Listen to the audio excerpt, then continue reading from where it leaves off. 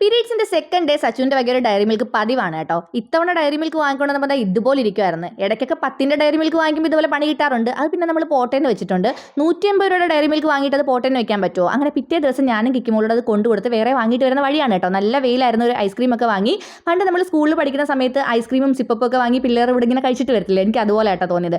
പിന്നെ ഈ മുടി അഴിച്ചിട്ടേക്കുന്നത് പുതിയ ഷാമ്പുവും കണ്ടീഷണറും വാങ്ങിയ പ്രശ്നമാണ് കേട്ടോ. കുറ്റാലത്ത് സീസൺ ആയതുകൊണ്ട് തന്നെ പോകുന്ന വഴിക്ക് ഇതുപോലെ കുറേ എടുത്ത് ഫ്രൂട്ട്സ് ഒക്കെ വെച്ച് വിൽക്കുന്നുണ്ടായിരുന്നു. അങ്ങനെ കിക്കിമോക്ക് ചാമ്പയ്ക്ക വേണമെന്ന് പറഞ്ഞാൽ നമ്മൾ ചാമ്പയ്ക്ക് ഞാവൽപ്പഴമൊക്കെ വാങ്ങി. എനിക്കാണെങ്കിൽ ഈ വക കാര്യങ്ങളോടൊന്നും വലിയ താല്പര്യമില്ല. പിന്നെ വീഡിയോയിൽ കാണിക്കാൻ വേണ്ടി മാത്രം 2 കഴിച്ചു കേട്ടോ.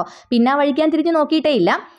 നമ്മൾ വീട്ടിൽ വന്ന് കഴിഞ്ഞപ്പോൾ നമുക്ക് അടിപൊളി ഫുഡൊക്കെ ഉണ്ടാക്കി വെച്ചിട്ടുണ്ടായിരുന്നു. ചോറ്, കൊഞ്ചും മുരിങ്ങയും തക്കാളിയുടെ കറി വെച്ചത്, അവിയൽ, കൊഞ്ച് വറുത്തത്, രസം എല്ലാം കൂടെ കൂട്ടി നല്ല അടിപൊളിയായിട്ട് ഫുഡ് കഴിച്ചു കേട്ടോ. പണ്ട് തൊട്ടേ നമ്മുടെ ഫേവറേറ്റ് എന്താണെന്ന് ചോദിച്ചു കഴിഞ്ഞാൽ ഈ കൊഞ്ചും മുരിങ്ങയും കറിയാണ് കേട്ടോ. ഇടയ്ക്കൊക്കെ നമ്മൾ ഉണ്ടാക്കാറുണ്ട്.